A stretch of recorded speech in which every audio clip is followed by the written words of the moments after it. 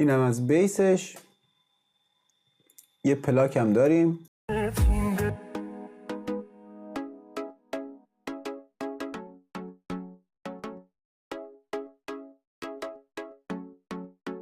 که قاعده خیلی ساده ای داره. ما هر آکوردی که داشته باشیم آکوردمون میچینیم برای پلاکمون، بعد قطعه قطعه میایم توی همون در واقع اندازه هایی که گفته بودیم، یه دونه سر ضربه، یه دونه از آخر ضربی که اینجا باشه.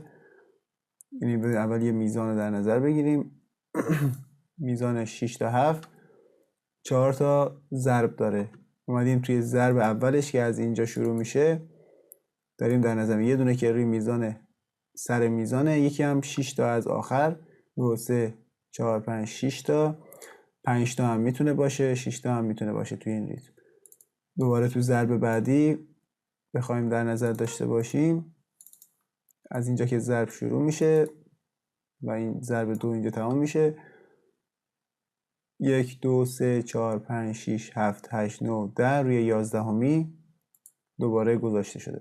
میتونه روی 12 هم باشه. الان این میزانم نگاه کنیم، این ضربم نگاه کنیم، یه دونه که 6 تا از آخره و یه دونه هم 11 تا از جلو از سر ضرب. یک میتونه یکی هم اینجا مثلا باشه، ولی خب اینجا فضای خالی و سکوت گذاشته شد. و دوباره توی قسمت بعدی هم همون شکل ریتم تقریبا و فقط آکورد عوض شده که اینجا هم آکورد عوض شده.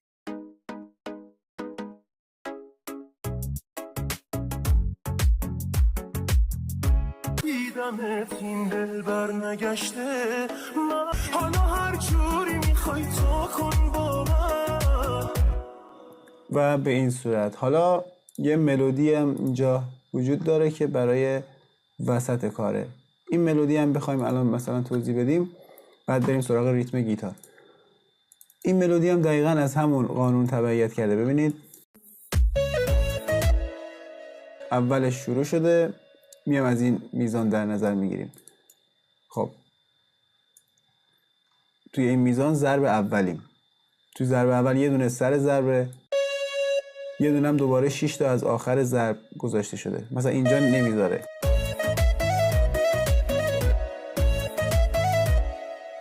دوباره توی ضرب بعدی تو همون میزان ببین یکی سر ضربه، دوباره یکی 11 تا جلوتره، 1 2 3 4 5 6 7 8 9 10 11 و یکی دوباره 6 تا از آخر. حالا اینجا اومده نوت دیگه اضافه کرد، یعنی اسکلت اصلی رو به همین صورت چیده. اینجا هم دوباره از یه نوتی کمک گرفت، ولی خب بازم 6 تا از آخر، اینم 11 تا از اول ضرب. این اول ضرب تا اینجا 1 2 3 4 5 6 7 8 9 10 11. پس با یه دونه فرمول ما میتونیم یک کل موزیک رو به این شکل در بیاریم و خیلی هم ساده است.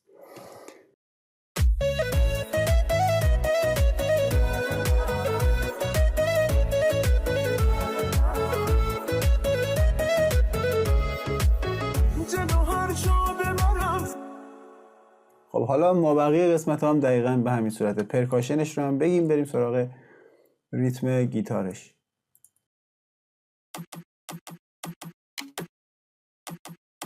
خب بریم پرکاشنش رو به صورت عادی بشنویم. خب ما یک میزان از پرکاشن رو ساختیم و همین یک میزان رو هم در نظر میگیریم.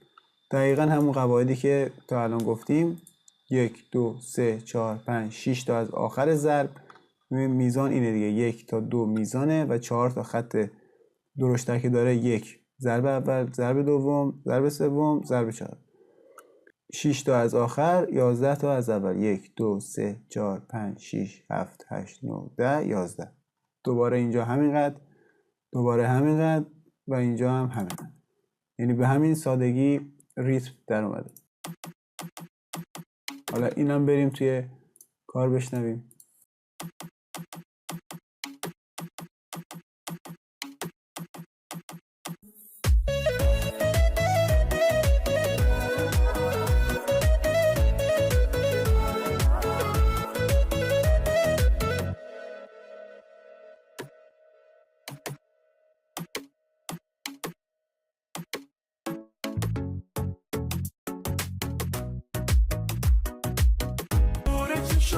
تو بگم. اینجا اومده یه حالت کار رو قشنگ‌تر کرده. من اینو بازسازی کردم اونتا نصف نیمه، ولی خب صدای خوبیه. حالا ببینیم این چجوری ساخته شده. اینم یک میزانش رو در نظر میگیریم فعلا.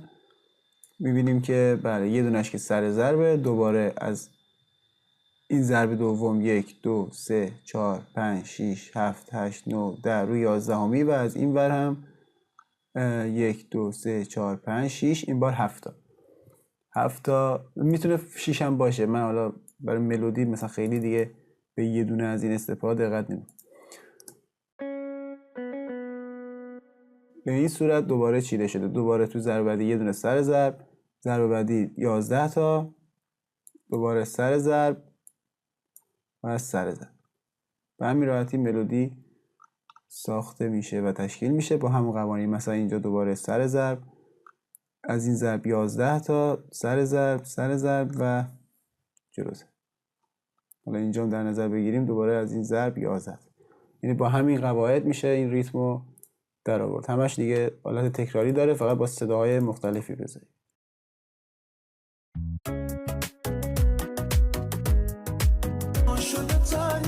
الان دو بخش اصلی مونده. یه بخش ریتم گیتارهای و آکورد گیتارهاست. یه دونش هم که در واقع پاساژ های ماست. بریم گیتارها رو ببینیم.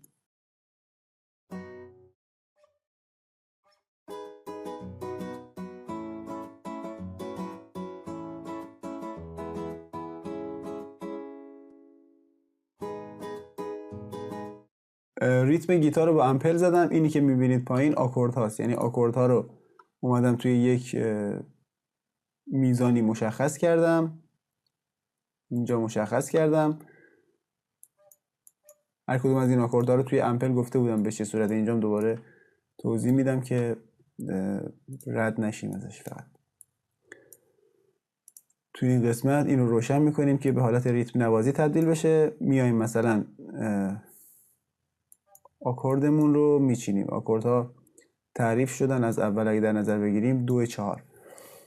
آکورد سول دیز مینور اگه روی 13 وایسی مینویسه 2 اکتاو 2. استرا مود نوت 2 اکتاو 2. میام نوت 2 اکتاو 4 رو وقتی بزنیم یعنی این آکورد رو اینجا معرفی کردیم توی امپل گیتار. بعد میایم مثلا بعدی آکورد بعدی که میخوایم مثلا 2 دیز مینور باشه روش وای میستیم. میبینیم نوشته ری اکتاو 2 ری اکتاو 4 رو میذاریم. به همین صورت فا دیز مینور می اکتاو 2 4 و این آکوردها رو تشکیل میده. آکوردها رو چیدم برای هر دوتا، یه دونه لفت و یه دونه رایت، دوتا وی اس تی باز کردم، یه دونه ریتم راست گذاشتم، یه دونه چپ. این یک پترنی که ساختم شده آکوردهای